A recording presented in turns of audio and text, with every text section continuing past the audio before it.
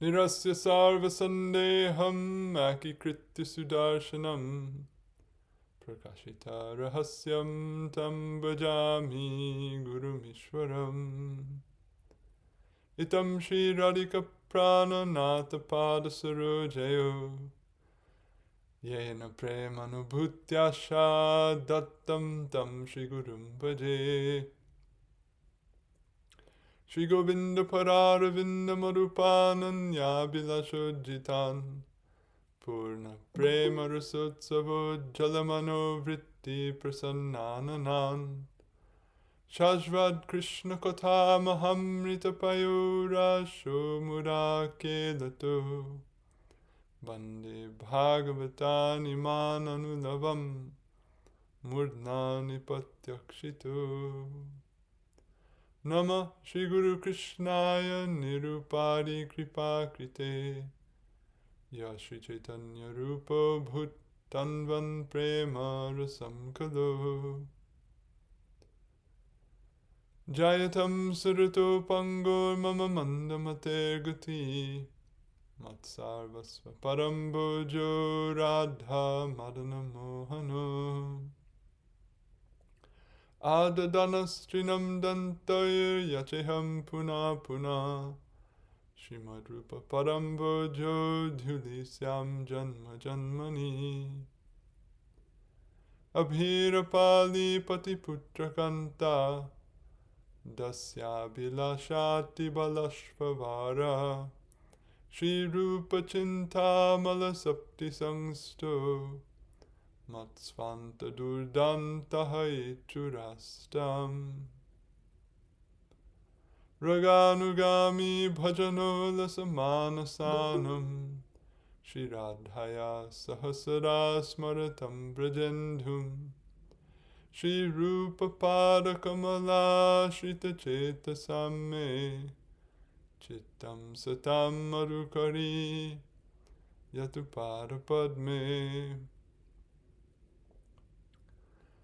Bhaktirya Nikilarta Varga Jananiya Brahma Sakshat Krite Anandatishaya Prada Vishaya Jat Sukyat Vimuktirya Shri Radha Ramanam Padam Bhajayugam Yasya Mahanashrayo Yakarya Vrajalokavat Gurutara Premnaiva tasyai namah Yaramya nikila ghasanga shamani Shotratritim sangata Yasvadya rasikai sukabdi janani Dhikarya mukti spriham Yadhyata hridaye vrajendra tanuja Premamrita syandini Saji Yadhari Bhakta Vrinda Mohita Dhanyeha Padyavali.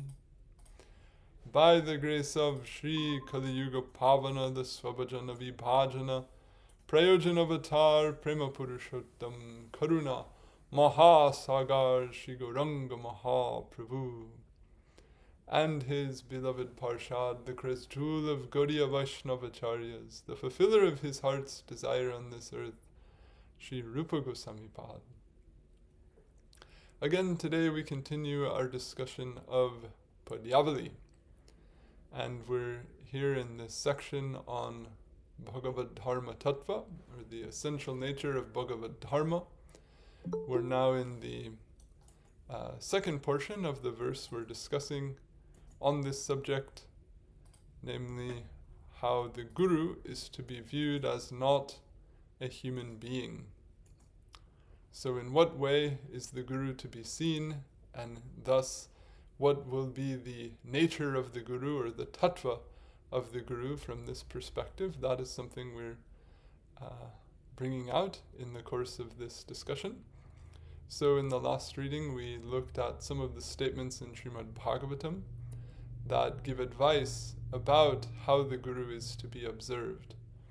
And the statement in the verse under discussion that the Guru is, the thought of a man is not to be had in relation to the Guru, is understood to imply that the Guru is meant to be understood to be Bhagavan, or to be a manifestation or a function or a role or an expression of Bhagavan and his grace. So in what way is that, and also in what way is that not intended? That's what the contours or the scope of that purview, if you will, that's taught here in the Bhagavatam and by the Acharyas based on the Bhagavatam, is what we're hoping to flesh out in the course of this discussion. So we left off last time with some reference to a couple of statements in the 7th canto, where the Guru is again described as being a manifestation of Bhagavan, or to be seen as, quote, Bhagavan in person and a giver of the lamp of knowledge. So we left off with Chakravarti Pad's comments on this verse, where he brings up the very practical question, saying that, well, if the Guru's father and Guru's wife and Guru's son and Guru's family members and Guru's villagers don't see him that way, then how is this one disciple alone, to see the Guru in such a different way than all of the other people around him in his life see him? So then it's the way Chakravarti Pad reads the verse, is that when Krishna himself appeared in his avatar, not everyone saw him to be divine. Did he lose his divinity just because people didn't see it? No. So just because others don't see that expression of divinity coming through the Guru doesn't mean that the disciple ought not or can't, and rather that the disciple will do well to do so. So how then shall the attitude be fostered toward the Guru, and what are other parameters of this perspective? That we'll go further into today. So I'm starting off the top of the fresh file. So this attitude of regarding the Guru as a form of Sri Bhagavan in person is taught repeatedly in Srimad Bhagavatam, as can be observed in well-known verses like the following. So this bhayam dvitiya bhiniveshita syat, this well-known verse, quote, non-awareness, misapprehension, and fear because of absorption in a second shall occur by means of Isha's maya, for one who is averse to him. Therefore, a wise person, being one for whom the Guru is the Devata and the Self, should worship fully him, namely Bhagavan, with one-pointed bhakti. And then another verse that has almost the exact same description, Tatra Bhagavatan Dharman Shikshat Gurvatma Daivataha Amayayanuvritya Yais Tashyat Atmatmado Hari. One for whom the Guru is the Self and the Devata should, through unaffected adherence, learn from him Bhagavad-dharmas, by which Hari, he who gives his own self, can be pleased. So, Sri Samipad and Sri Chakravarti Pad following him comment that, quote, being one for whom the Guru is the Devata and the Self, or Guru Devatatma, as described in 11.237, refers to one whose vision is such that the Guru is seen to be the Devata, that is, Ishvara, and the Self, that is one's dearmost object. Similarly, Sri Jiva Pad explains the mention in 11.322 of one for whom the Guru is the Self and the Devata to refer to one for whom the Guru is one's life and is considered to be one's own Ishta Devata, that is a manifest form of one's Ishta Devata. Sri Chakravarti Pad explains the term in similar fashion. Quote, one to whom the Guru is seen to be dear like the Self, and for whom he is seen to be a manifest form of one's Ishta Devata. Sri Bhagavan Sri Krishna himself also explains in Srimad Bhagavatam why a disciple on the path of bhakti is taught in the aforecited verses to see the Guru as a visible form of one's Ishtadevata, that is, a visible form of Sri Bhagavan. Quote, Savai satkarmanam sakshat dvijater iha sambhava adyonga yatra ashraminam yataham gyanado guru nan vartako vida brahman varnashramavatam ye maya guruna vacha tarantyagyo bhavarnavam. Here in this world, he because of whom existence arises, that is, one's father, is the first guru. He because of whom the existence of a twice-born's meritorious activities arises, is the second guru, like I myself. And he who is a giver of knowledge to all the members of the ashramas is the third guru, who is directly I myself.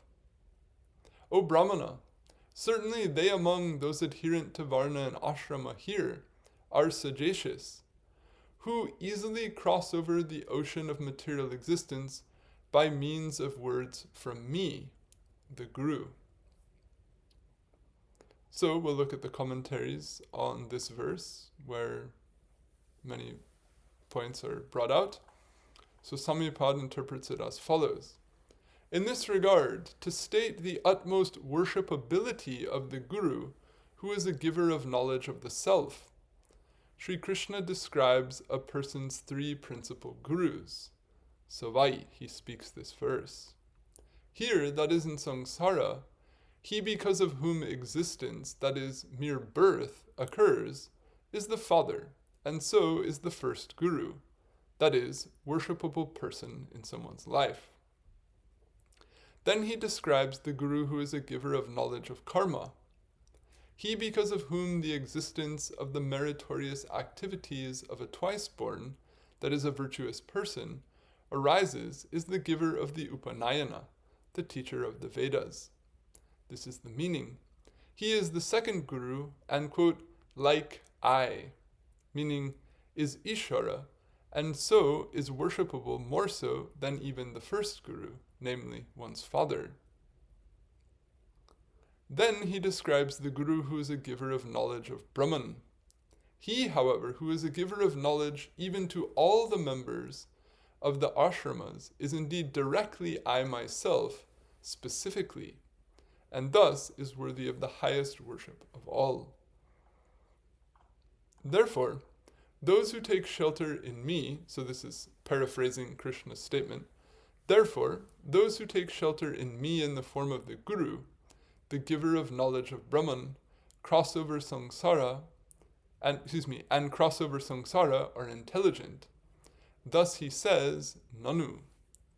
O Brahmana, here, that is in human birth, and even therein, while being adherent to Varna and Ashrama, certainly they among those adherent to Varna and Ashrama are sagacious, who indeed easily cross over the ocean of material existence by means of words from me, the Guru.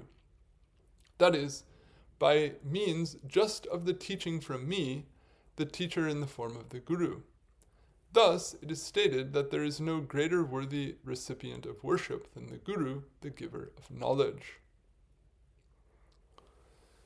So, one point that will come out in further clarity as we continue the discussion, but which is made evident here if you see how Samipad opens his commentary on this verse and concludes his commentary on the verse, is with the reference to worshipability, or being a worthy recipient of worship.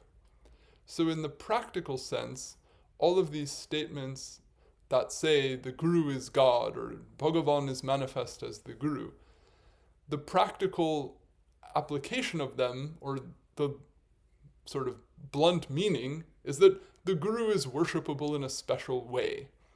So as we'll get to as the discussion goes on, it's not that we're claiming that every single person who is in the role of a Guru is an avatar or is someone of, complete, immaculate, infallible nature like the Supreme Being, even though these statements could literally be interpreted that way, which you say, if Krishna says, know the acharya to be me, or, see the guru to be the Ishta Devata, then one might easily think that way, or think, okay, I have to assume or to treat this person as though they literally are Bhagavan in every respect. But as we'll see from the course of the discussion, that isn't actually what's being intended. So some of the shade of that comes from these points, where Samipad clarifies, first of all, the intent. To state the utmost worshipability of the guru, Krishna describes these three gurus. So he describes them as being like me, in the sense that the assumption is the listener of this statement has an understanding that I, meaning Krishna, am worshipable. So he says the guru is also like me, or I am the guru, meaning the guru should also be seen to be specially worshipable. So this point and a finer sense of that worshipability will gradually come out as we go further. Sri Chakravarti Pad, in his commentary on these verses, adds in this regard that one, the third guru mentioned in these verses, the quote, giver of knowledge, Jnanada, refers primarily to a teacher of the essential nature of Bhagavan Sri Krishna. 2, that only this third guru causes one to cross over samsara, and 3, that only this third guru is fit to be worshipped preeminently, or in other words, more so than all the other gurus. Sri Sanatana Pad and Sri Jiva Pad following him also explain that one is said to, quote, easily cross over the ocean of material existence because doing so is a concomitant secondary result of bhakti, which one attains by means of the knowledge of Sri Bhagavan received from the third guru. So in other words, we might say, it doesn't seem so easy to cross over samsara. Why is it being said like that? So he's clarifying that easily means it'll happen concomitantly in the course of pursuing something else. But that other pursuit may not be so easy. In other words, we may not all, or the devotionally challenged like myself, may not find it so easy to follow the path of bhakti. But if you can succeed in that, then easily you'll cross over samsara. Something like this. Sri Jivapad, elaborating on Sri Sanatana Pad's comments, also explains that this third guru, the guru who is a giver of knowledge of Sri Bhagavan's essential nature, or tattva, is described by Bhagavan Sri Krishna to be, quote, directly I myself, sakshat aham, because the guru is, quote, the best of my bhaktas, and a form of mine in person by virtue of this guru's absorption in me out of bhakti. So these points are very significant. In other words, he is giving some further causal sense to these things. So how is it that the guru is to be seen as Bhagavan? In other words, because the guru is so devoted to Bhagavan, because the guru's awareness is so absorbed in Bhagavan, then it's as though Bhagavan is present. So as we discussed in regard to the quality of monada, described in Sriman Mahaprabhu's celebrated Trinadapi Sunichena verse, that Jiva Gosvami in the book Sandarbha lays out a gradation in the honorability of living beings and gives the criterion for that gradation as the intensity of the presence of Bhagavan or of awareness of Bhagavan within those entities. So there's a fundamental injunction to observe what Krishna teaches in the 11th canto as, quote, sarva bhuteshu manmati, or this thought of me in every living entity. One should recognize Bhagavan's presence, at least in general, everywhere. Yet, in every entity or every object of perception, when there is a greater, you might say, reciprocal awareness of Bhagavan's presence, or and ultimately devotion to that presence of Bhagavan in those entities that are observed, then there's a greater degree of worshipability or of honorability. So there's a special awareness shown to humans that isn't shown to non-humans. Which isn't to imply that non-humans don't deserve protection, respect, etc., but nevertheless, there's some special distinction made. Beyond that, bhaktas are said to be of special regard among human beings, etc. So we discussed this whole gradation previously. So now here, Jiva Goswami's point that this bhakta is described as being I myself, or Krishna saying that bhakta is me. But what does he mean? He means that bhakta is so devoted to me, that bhakta is so absorbed in me that my presence is there intensely, or there's an intense or a greater awareness of my presence there. So there's therefore a greater degree of worshipability or honorability in that guru. So again, as we go on, this is one point, and there'll be many, which show that this idea that, the guru is directly God isn't meant to turn the guru into some superhero or, person who's considered to be,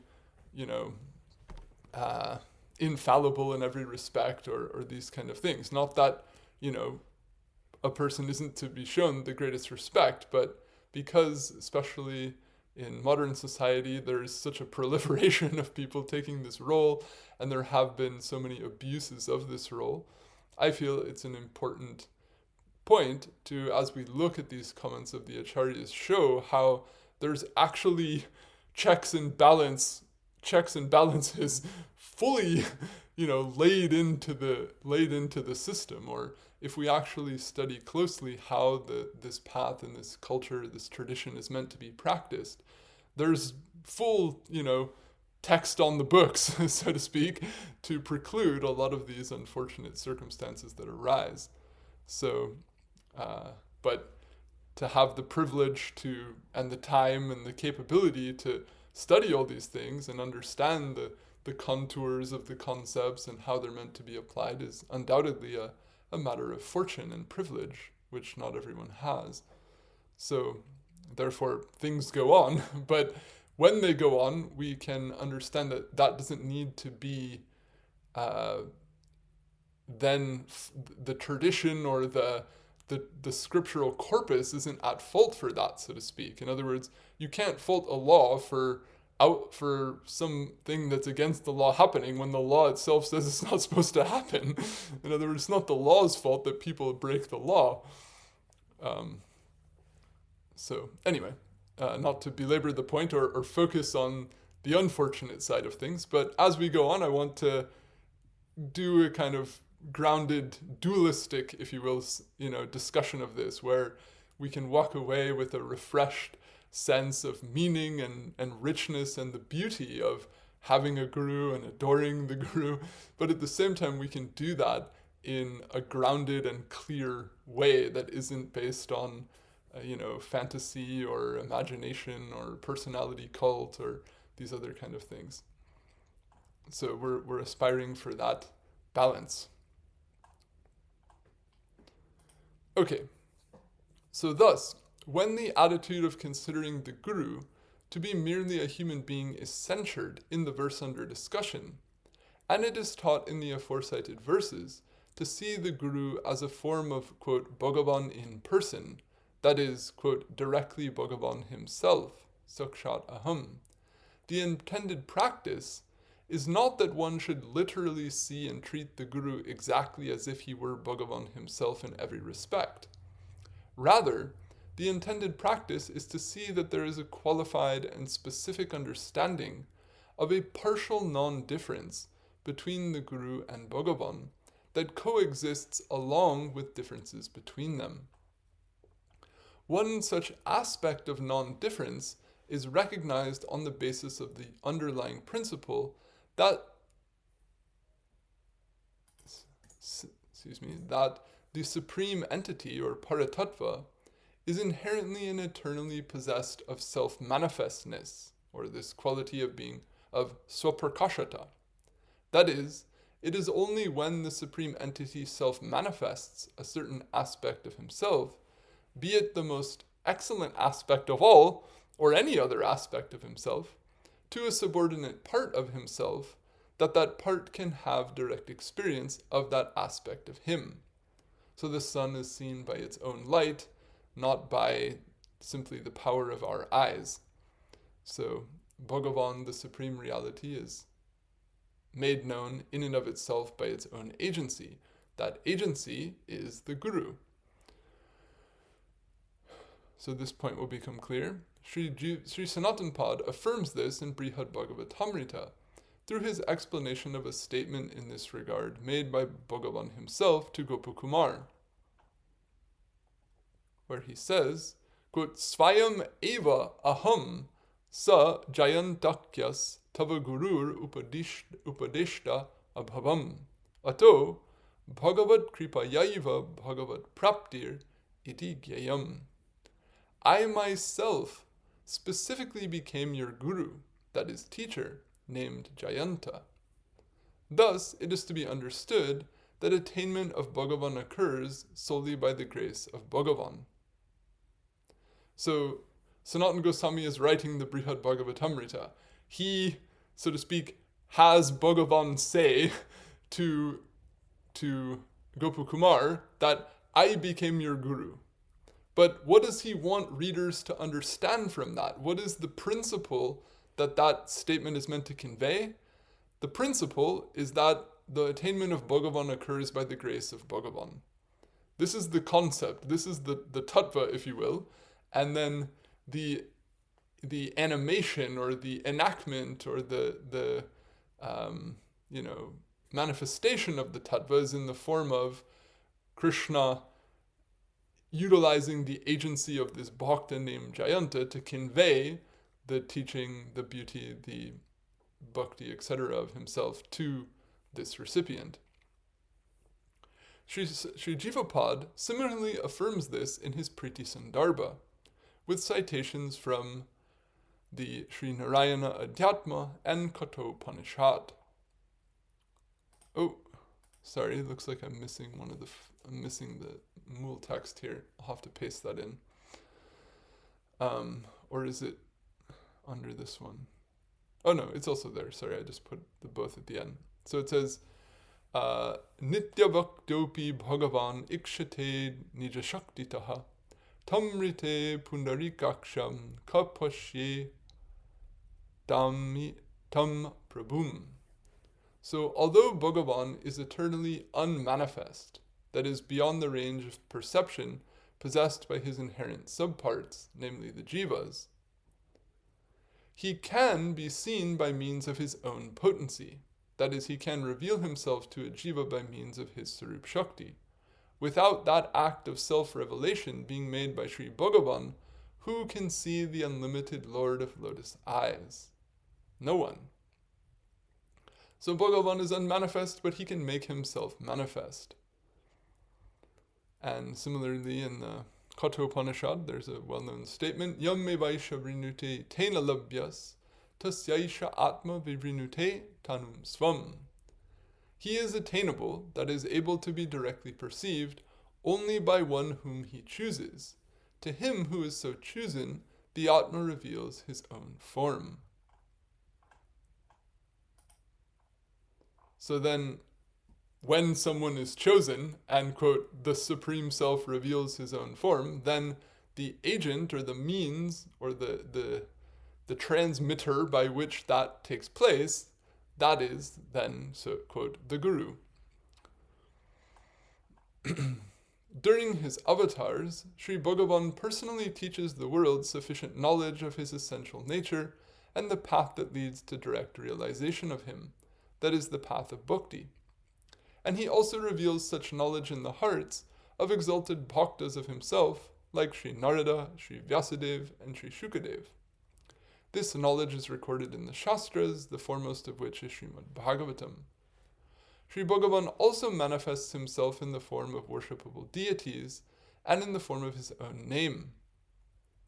A guru teaches a student about Bhagavan and the path of bhakti on the basis of all this knowledge originating from Bhagavan himself that is recorded in the Shastras. In this way, a guru acts as a medium in the process by which Sri Bhagavan self-manifests himself to jivas in samsara. Because of this, that is, because a guru in effect acts as Bhagavan himself, insofar as the guru is the form through which Bhagavan himself makes himself known to jivas in samsara, the guru is regarded to be Bhagavan himself. If one does not regard the guru to be such, then one fails to understand the aforesaid underlying ontological characteristic of the Supreme Entity, that is, Sri Bhagavan's self-manifestness. Moreover, one will not receive, contemplate, and strive to apply the teachings received from the Guru with firm conviction, or shraddha, if one does not regard the Guru as a form of Sri Bhagavan himself, and the knowledge coming from the Guru to be coming from Bhagavan himself. And without shraddha, one will not feel sufficient impetus to duly acquire, contemplate, and apply those teachings in one's life. Thus, without seeing the Guru as a form of Bhagavan, one will not succeed on the path, and it is for this reason that Sri Narada censured hearing from a Guru without vision of the Guru being Bhagavan in his aforesaid teaching to Sri Yudhisthira. Quote, all the hearing of one who has the misconception of a mortal in relation to the Guru, who is the giver of the lamp of knowledge and Bhagavan in person, is like the bathing of an elephant. So here we're giving a couple of reasonings. One, this ontological principle. One should see the self-manifestness of the Supreme Entity manifesting through the Guru. And two,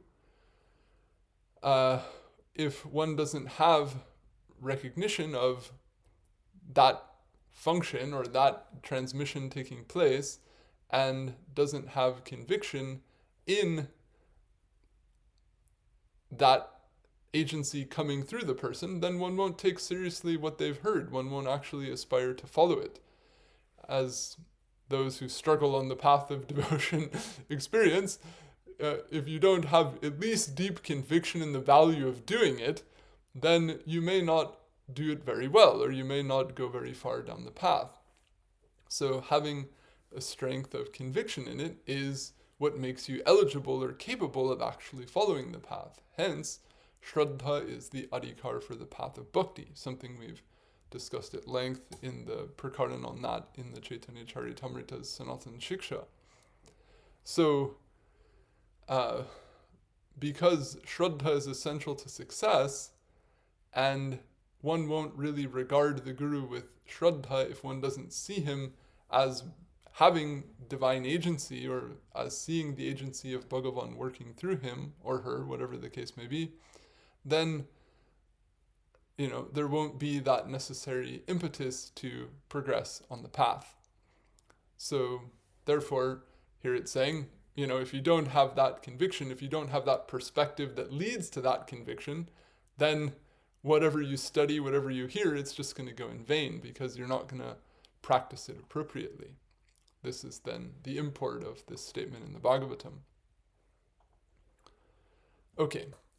In contrast to this censured vision, Maharaj Satyavrata demonstrates the ideal vision in regard to Bhagavan's manifestation as the Guru in his praises of Sri Bhagavan, and in so doing explains why only Bhagavan is fit to be accepted as a Guru. So I'm giving a full stack here from these verses. It's a little bit maybe elaborate, but multiple valuable points come out in the midst of them, so I think it's due. Anadya vidyo pahatatmasam vidas tanmula samsara parishrama maturaha yat drichayo pashristayam apnayu nuyur vimuktido na paramo gurur bhavan jano buddho yam nija karma bandana Sukechaya karma samihate sukam yat sevaya tam vidunotyasan matim grantim sa bindyat hridayam sano guru. He whom, just as a preface, this particular one is a bit convoluted. It's a 2-verse sentence, and I stubbornly crammed it all into one. So pardon me if this one reads a little awkwardly. He whom those hear whose awareness of the self has been covered by beginningless ignorance, and who are thus suffering from the toil of samsara, the root of which is this beginningless ignorance, can independently, that is, only by his favor, or by the independent grace of his bhakta, become sheltered in and attain.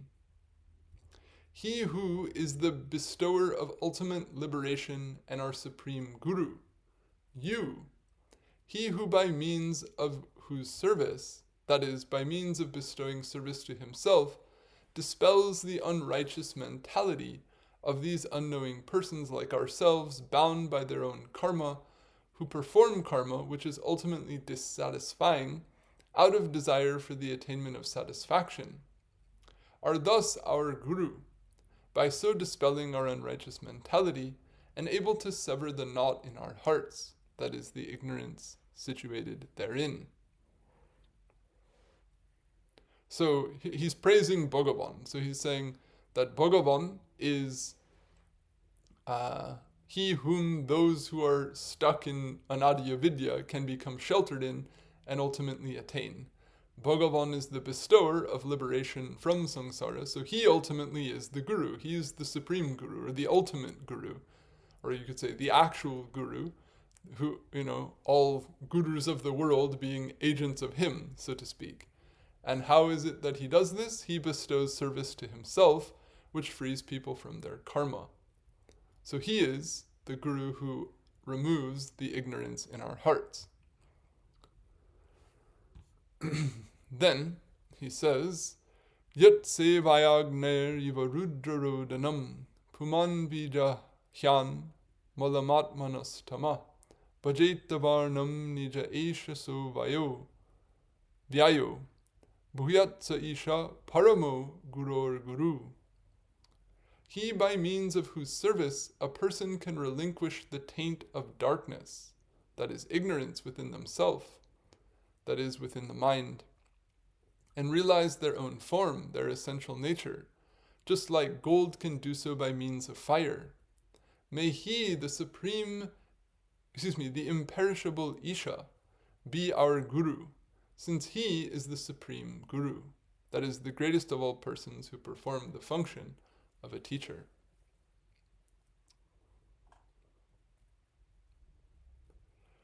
Nayat prasada yutabhagalesham anye chadeva guravo jana swayam kartum sameta prabhavanti pumsas tamishwaram tam sharanam prapadye. The Supreme Person, even a 1/10,000th part of whose grace other devas, gurus, and persons such as kings combined are independently unable to grant, I take shelter in him, Ishvara, you.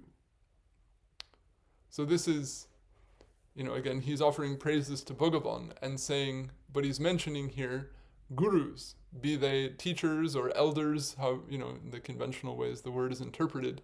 He's saying no person, no teacher, no elder, not even a deva, nobody can grant grace that equals even a 10,000th of what Bhagavan can give. So if you're going to take shelter in somebody, take shelter in Bhagavan.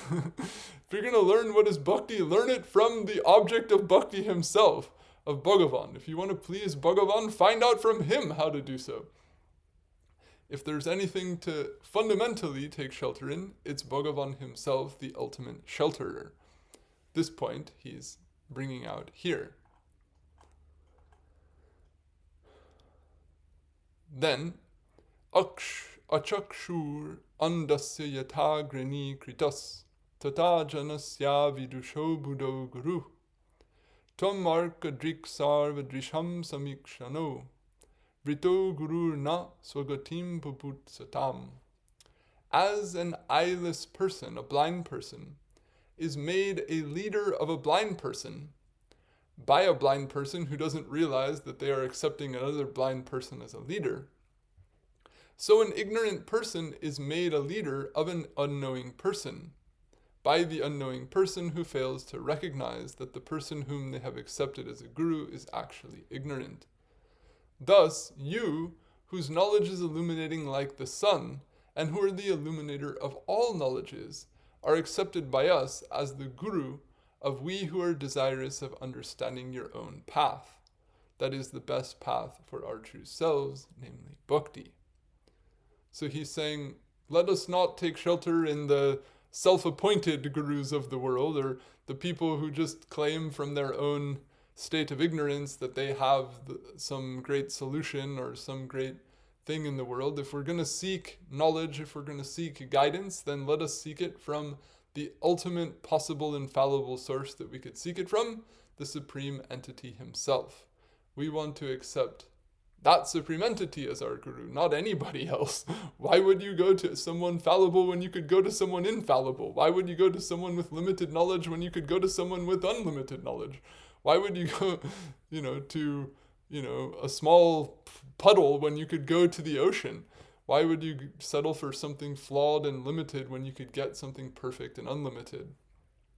So, if there's fundamentally anywhere to take shelter, to seek guidance, it's from the Supreme Entity himself, Bhagavan. This is the point he's bringing out. Then he says, Jano janasyadishate satim gatim, yaya prapadyeta duratyayam tama, tvam tvavyayam jnanam amogham anjasa, prapadyate yena jano nijam padam. A person that is a worldly guru teaches the unrighteous path, that is, the pursuit of artha, kama, and so on, whereby a person shall attain to insurmountable darkness, that is, whereby they remain perpetually in samsara. But you appear in the form of the guru and teach imperishable and unerring knowledge, whereby a person quickly attains your own abode, or your own feet.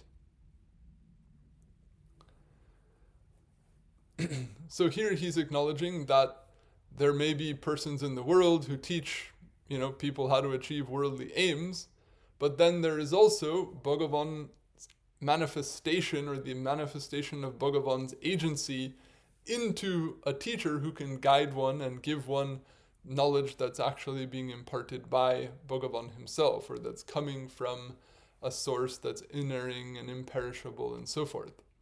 And that can lead one beyond the conventional purusharthas. It can lead one to the absolute spiritual attainment.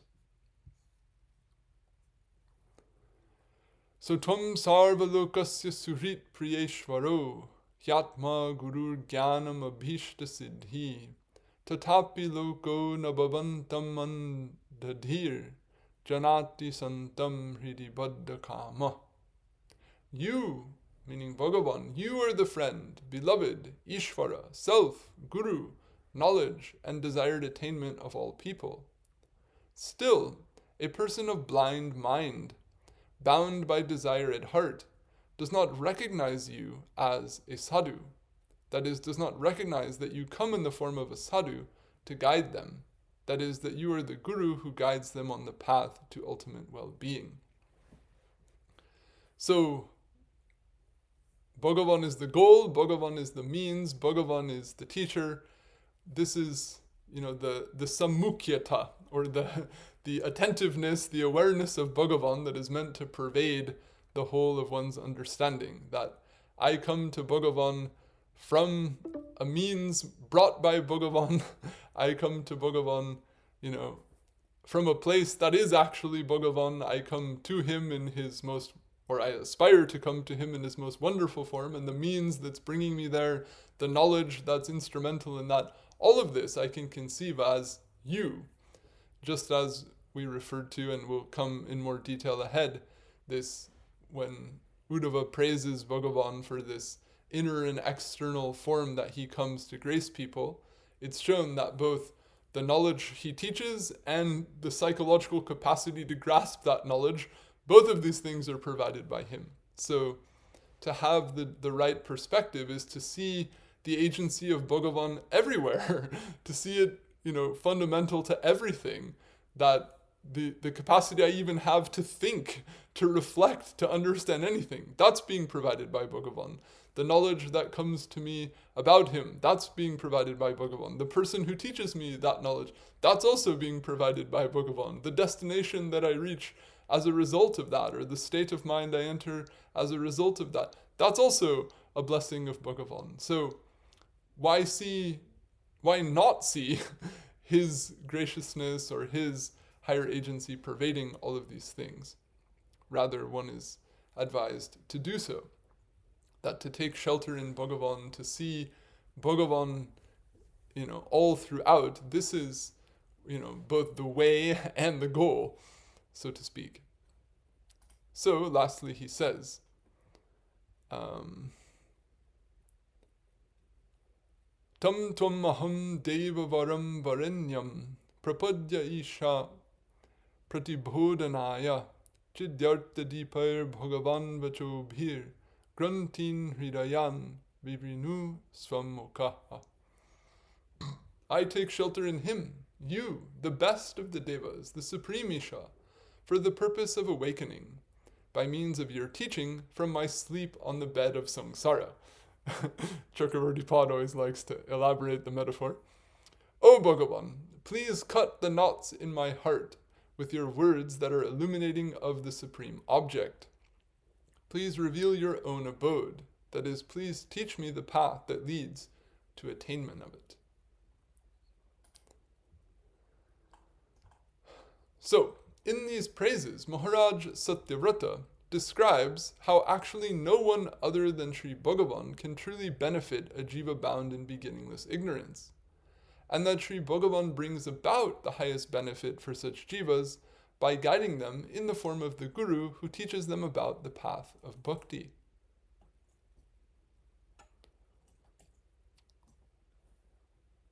Sri Suta Goswami Pad also describes this more succinctly near the conclusion of Srimad Bhagavatam.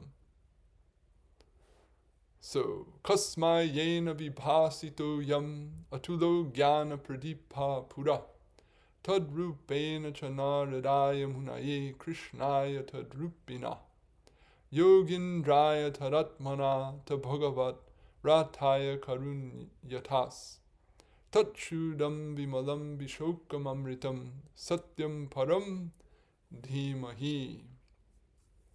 Let us meditate on the pure, bright, sorrowless, immortal, eternal, supreme being, by whom this incomparable lamp of knowledge, namely Srimad Bhagavatam, was previously at the beginning of the Kalpa, out of compassion manifested to Brahma, and by whom in that form it was then manifested to Narada, in that form to the sage Krishnadvaipayana Vyas, in that form to Shukadeva Goswami, and then in that form to he who was protected by Bhagavan, namely Parikshit Maharaj. So here you can see he's describing both a parampara, or a succession of teachers who passed on this knowledge, but he's also saying it's actually Bhagavan coming in that parampara. Bhagavan gave it to this person, and then Bhagavan assumed the form of the recipient of the knowledge, and then passed it on to a new recipient, and then assumed the form of that recipient, and then passed it on to that recipient. So what he's recognizing here is the descending manifestations of Bhagavan's agency in revealing himself. And so simultaneously these bhaktas, or these persons who became the site, if you will, of that agency of revelation after being a recipient of it, such as Narada receiving it from Brahma, Vyas receiving it from Narada, etc. So in that way, we simultaneously are getting the idea that these are obviously bhaktas or devas, persons who are, not Bhagavan himself, but yet we're hearing that Bhagavan took the form of this person. So this is obviously a qualified vision, or a particular angle of vision or manner of perceiving the manifest agency of Bhagavan, which is spoken of in, you could say, liberal, thick language as simply saying he became him. So, Sri Kaviraj Goswami Pad refers to this instance of Sri Bhagavan's teaching Srimad Bhagavatam to Brahmadev as an illustration of how Sri Krishna self-manifests as a, quote, Shiksha Guru, that is a guru who is a giver of knowledge, and explains that this manifestation is twofold. So he says, Krishna jadi kripa kore kono bhagyavane guru antarjami rupe shikaya apane. If Krishna graces someone fortunate, he himself teaches them in the form of the guru and the antarjami.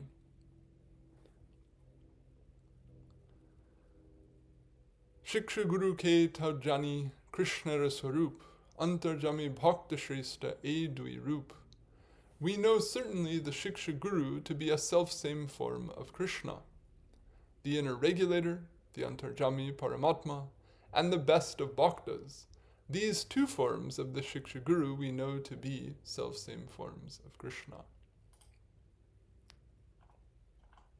Sri Kaviraj Goswami Pad also explains the fundamental need for these two manifestations of Sri Krishna as the Shiksha Guru. Jive sakshat nahi tate guru chaitya rupe, shiksha guru hoy Krishna mahanta swarupe. That he, Krishna, is not visible to the jiva. Thus, Krishna becomes the Shiksha Guru situated in the Chitta, that is the Chaitya Guru, and the Shiksha Guru in the form of a Mahanta, that is an exalted Bhakta. So the jiva is in beginningless ignorance, and therefore, to bring that jiva out of beginningless ignorance, Krishna comes both in a form inside the psyche to enable them to grasp this knowledge, and in a form outside them of a teacher, a bhakta, to give them this knowledge.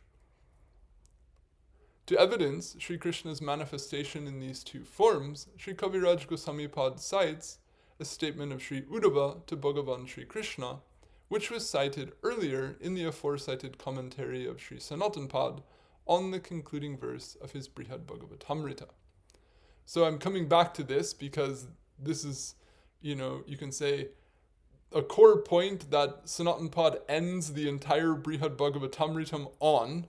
It's also a point that Kaviraj Goswami features in the introduction of the Charitamrita, where he's laying out his entire theology. So in these two, highly hermeneutically significant places, in these two highly influential texts, this verse and the concepts associated with it are, ensconced or are prominently situated. So we can take it that the point made in this verse is very central to how we can understand Guru, how we can understand how to see the Guru, how we can understand Bhagavan's agency and graciousness that manifests in what we call Guru. So we'll also look at a number of the commentaries on this verse and other comments made related to this verse that are given elsewhere in the Acharya's works. So I think I might stop here because it'll be, I think, better to dive all the way into the details of this verse and the points made on it in a fresh session. So thus far today, we've just covered some of the scope of how the Guru is to be conceived as Bhagavan, how there's this principle of self-manifestation and how that plays out or how that takes form by way of the agency of a teacher of knowledge about Bhagavan, and how Bhagavan himself there in the 10th canto says that you should see that person as I myself, or you should see that it's my grace, my agency coming through this person. And in thus a qualified sense, that person or that agent is also shown special respect, special worship, because of the special role that they play in the life of that student or in the life of that seeker. And thus, the fact that someone who might have a relationship with that person other than teacher and student might see that person not in the same way is just fine, nor need they. as we started out with at the end from the previous class, that the family members or the other relatives or acquaintances of someone who is a guru may see that person differently, and that doesn't need to bother the disciple in the least, because if they can understand these spiritual principles and understand the agency of Bhagavan and the principle of self-manifestation and the value of honoring the knowledge being conveyed through the person, then they can see the divinity in that person for them, or that's manifest to their purview in a very real and tangible way, and also at the same time understand how that doesn't register in the purview of others and at the same time. And there's no need to be unsettled by that, or there's no need to be uncomfortable with that. And in a social sense, I feel that this balance is important, because there can sometimes evolve circles around people that can sort of create this kind of cognitive sort of bias / pressure around this person, that anyone around them sort of is pushed or pressed to treat them or see them in the same way that they do. And this can sometimes lead to awkwardness and as well as regrets and other complications.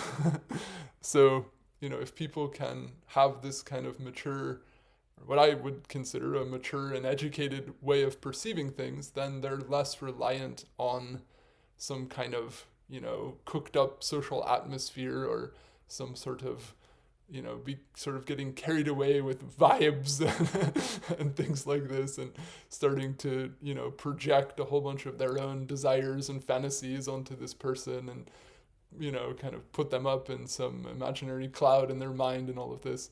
That, there doesn't need to be those kind of things, and yet to have at the same time a profound and very sincere and serious respect and reverence for the person, which can be deep and strong, and yet can sink into the social fabric in which that relationship exists in a simple or in a natural way, without creating, excessive waves, if you will, towards those of passion and excitement, or, making other people uncomfortable, or what have you. So anyway, I'll stop here. And if anyone has any comments, questions, corrections, or feedback of any other type, please feel free to share.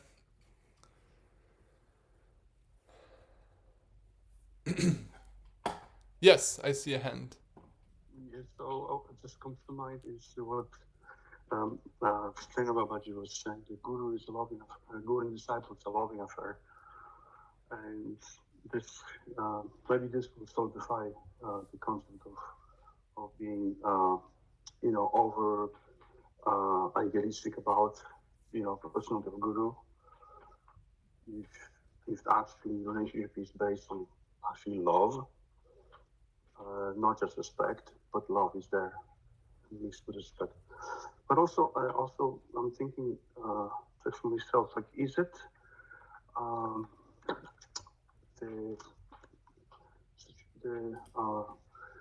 with this Aishwarya bhav, this reverence to Guru as God, conflict with someone's this sense of myness, oh, this is my guru, and this is, and intimacy, this Vishamba bhav. Would that, how's this played out actually? Because more you see the guru as God, the less you see him perhaps as your own Atma, like friend, tīrthe'mbu.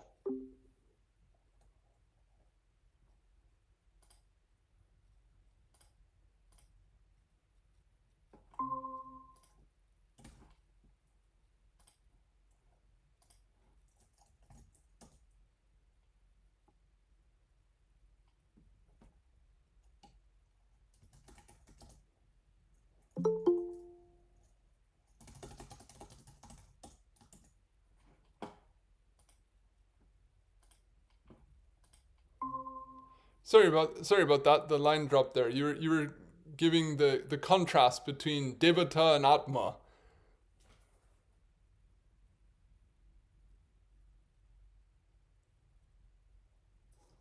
You're muted.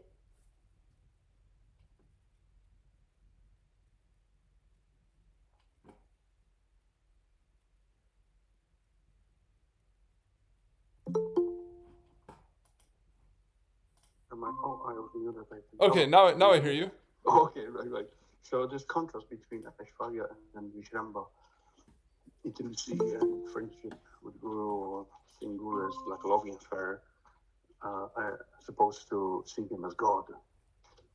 So is there any balanced viewpoint, or it just Shastra leaves this up to the disciple to develop on its own, based on the general outline? Well, I mean, I think as you're bringing up, there's, as we discussed, this phrase Guru-devatātma, that the Guru is seen as both the Devata and the Atma. So as both an object of reverence and as an object of endearment, or an object of affection and love. So as I've tried to demonstrate in so far, and as I'll continue in additional citations, these statements that say that the Guru is Bhagavan are not meant to be taken literally or to run too far with them. Rather, the Guru is Bhagavan in this sense that the principle of self-manifestation is working through this person. Or as Samipad said, Bhagavan says that the Guru is I myself to teach that the Guru is worshipable. But that doesn't necessarily mean worshipable the way Bhagavan is worshipable, but worshipable, and not exactly as just, or so to speak, just a Vaishnava is, but in this unique intermediate category, where worship befitting a bhakta is shown, and some additional regard is shown to the Guru that isn't shown to all Vaishnavas in general. But at the same time, for example, classically, Tulsi leaves are offered at the feet of Bhagavan, but they're not offered at the feet of a Guru. There's an understanding that although the Shastra says the Guru is Bhagavan, he's not actually Bhagavan, as we'll get to. Kintu prabhor ya priya eva. Yes, the Shastra says he's Bhagavan himself, and yes, sadhus speak of him that way, but priya eva tasya, but he is a priya, he is a bhakta of Bhagavan. That's who he actually is. And this idea that he's Bhagavan himself, this is a qualified perception. This is a principled vision. So I would go far as to say that those teachings aren't meant to evoke specifically what we would call Aishvarya Gyan in relation to him. In other words, the Aishvarya that we regard as being, Bhagavan's omnipotence and omniscience and all of this, there's no, and as we'll get to with citations that I'll present later, there's fundamental statements in the Shastra that say the Guru is not infallible and not omniscient. So, as I was saying, the interpretation that, the Guru is Bhagavan, therefore I have to think he's infallible and omniscient, this is the fantasy of the people. This is not what the Shastra ever told them to think. It's where they run with this idea that the Guru is God, but it's not actually what any of the acharyas ever taught people to do. So the idea that Guru is Bhagavan means the Guru is to be shown a special degree of great respect and honor. And at the same time, as you've nicely brought up, as it's mentioned in the Bhakti Rasamrita Sindhu, the third limb of bhakti is Vishrambhina Guru Seva, to serve the Guru with trust, or with Vishramba often evokes a sense of intimacy and trust. So if one has such reverence that one can't, even show affection or convey some richness of heart, then obviously that will be, unfavorable. And on the other side, it's not that, in the name of being affectionate, we don't show certain formal forms of respect to the Guru. So there's, you could say, a unique categorization where there's this play, or this, juxtaposition of these two attitudes together. And you can say when the chemistry is right, it leads to, in the case of many fortunate people, the most important relationship, the most joyful relationship in their entire life, which is more effective in deepening the bhakti samskar than any other relationship that they have. So these elements, you could say, are like two very powerful ingredients, and when you get the blend right, it becomes something very wonderful. It becomes something highly fulfilling and relishable for everyone involved. But if you could say the chemistry or the right, recipe is not brought out, then there, it can become, something less than its potential, less than the potential that it has. And also, there has to be a realistic set of expectations and a reality as far as, the people that are involved and the just who they are. We can't necessarily assume that everything about it is going to be, 100% perfect in every respect all the time, but we have to look at it as it is, not just with some kind of fairy tale imagination of it being something that it's not. Just look at it for what it is, and see it and interact with it in the most, with the greatest attention. If you're going to give priority or importance to a relationship in your life, give it to that one. And act, show your best behavior, so to speak, according to the norms that are appropriate to that type of exchange. And there are obviously principles in the Shastra, and then every relationship has the unique norms that evolve from the individual psychologies of the people involved. Not every individual, not every person, not every guru wants to be respected in exactly the same way. For some people, a certain gesture of respect is very appreciable. For other people, maybe not. But there might be another manner of respect that's very important to one that is less important to another. So ultimately it requires attunement to the personality of the individual and an expression of these principles according to that, unique personal set of mutual chemistry. But again, within the parameters of what is healthy and spiritually beneficial for both people. Not that just as soon as you make this relationship, then suddenly it's just, off into, some sort of bizarre set of demands or behaviors. I mean, there are, the benefit of what you call shistachar, or, the established cultured etiquette. So then somewhere in that map, there'll be, the unique norms and styles of individuals, just as Vaishnavas, not every Vaishnav does the exact same type of bhakti-yangas. Some are more into kirtan, some are more into smaran, some are, this, some are that. There's going to be natural uniqueness and specificity in every case. So all these things, all these principles, all these teachings, all the individuality of it all, coalesce together into the unique experience that people have. Does that help discuss it? Do you have any further thoughts on this? No, that's perfect. Because there are varieties of relationships, right? But it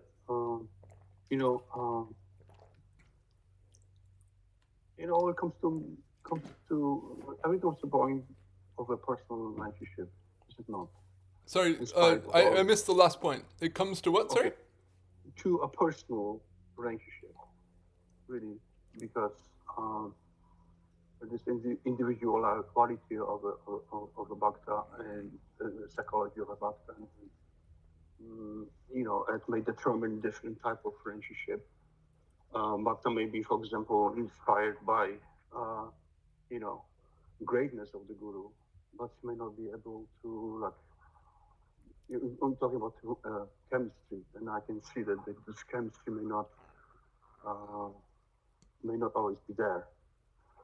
And did you say that despite that, because of the lack of chemistry, there may not be the progress may not be as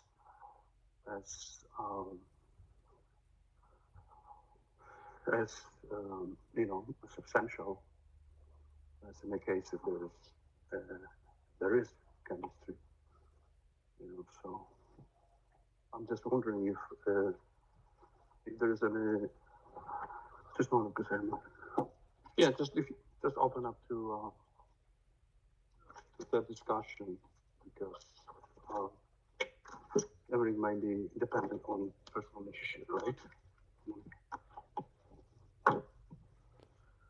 Yeah, I mean, just if you look at it in a practical sense, that, two people are forming this relationship, they're each at some different trajectory in the journey of their present embodiment. They may be separated by a certain amount of years and age, and may come from different backgrounds, may come from different regions or languages or cultures, and everyone has their own unique family background. Everyone has, different, love languages, if you use some pop psychology, so, and someone might have different sort of needs or desires. In other words, someone might think, I should, if the Guru is, the Atma is the dearmost object of affection, I should show all of this affection. But in some cases, the personality of the Guru might not want that much affection. They might be content and actually prefer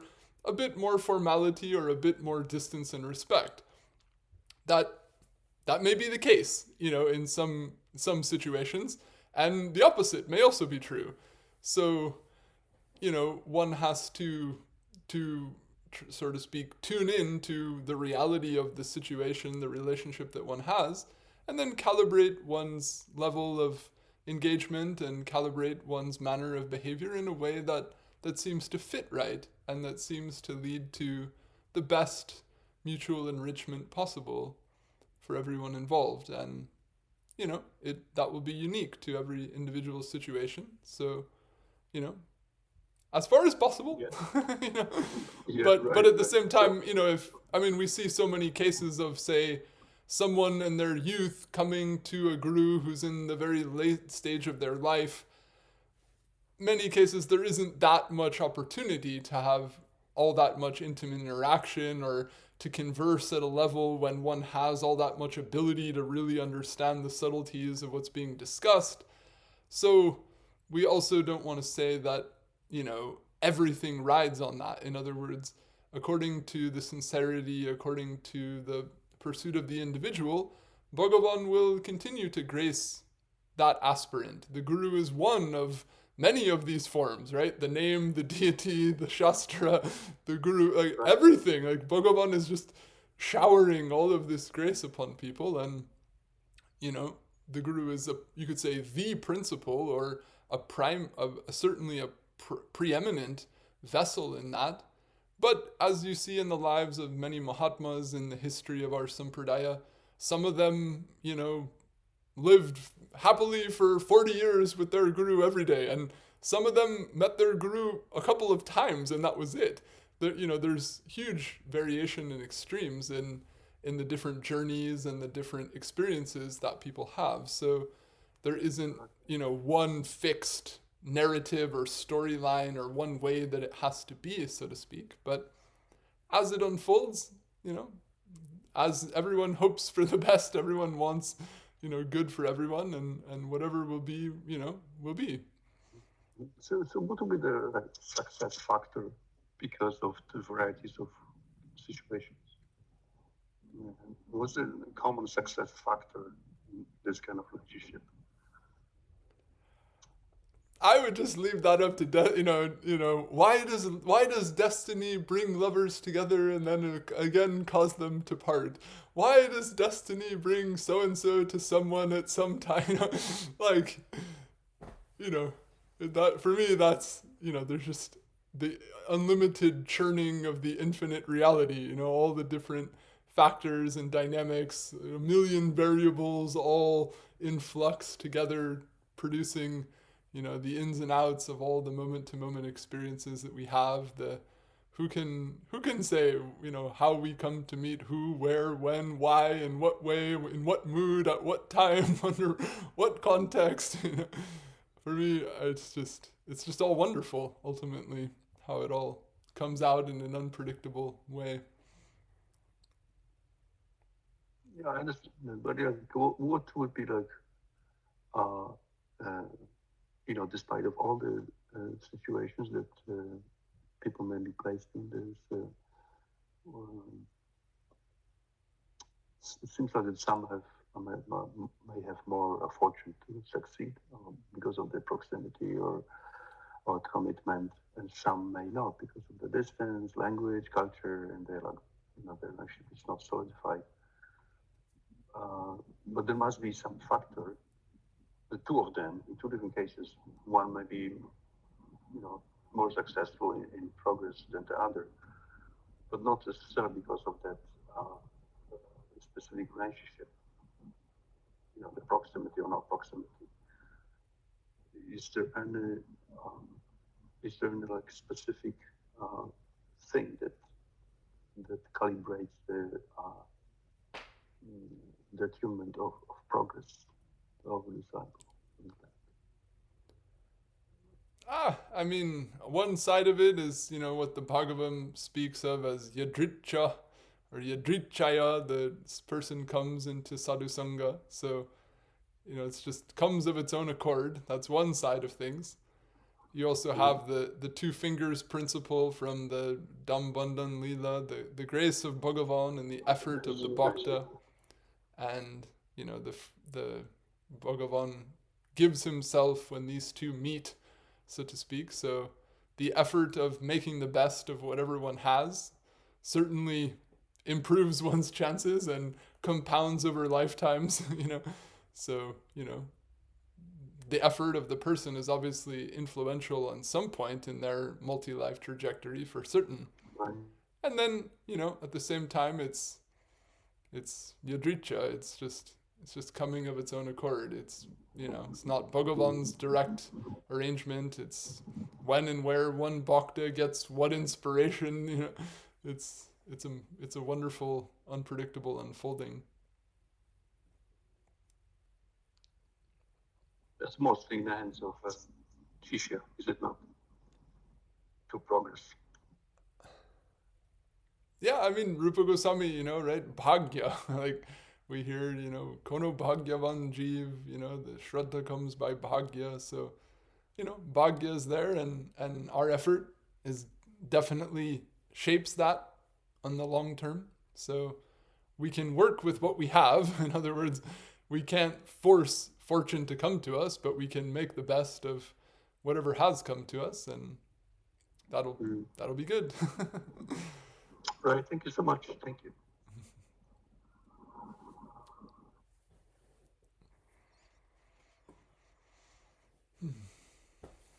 All right. Well, if that's it for today, we can conclude, and then we'll go further into more of this discussion. We'll look at this verse 11, 29.6 in the Bhagavatam, a very important point, some very nice points that the commentators draw out on this topic, and then we'll go into other, there's many very valuable teachings given on this subject by our acharyas, so we'll go further in our next reading. Vaishnavebhyo namo namo. Jai Shri Guru, Jai Shri Gaur, Jai Jai Radhe Shyam. Yeah. Jai Radhe.